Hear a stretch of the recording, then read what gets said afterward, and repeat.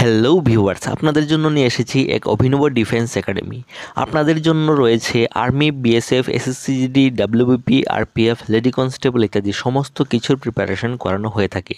সঙ্গে রয়েছে বয়েজ এবং গার্লসদের জন্য আলাদা hostel facility with separate washroom.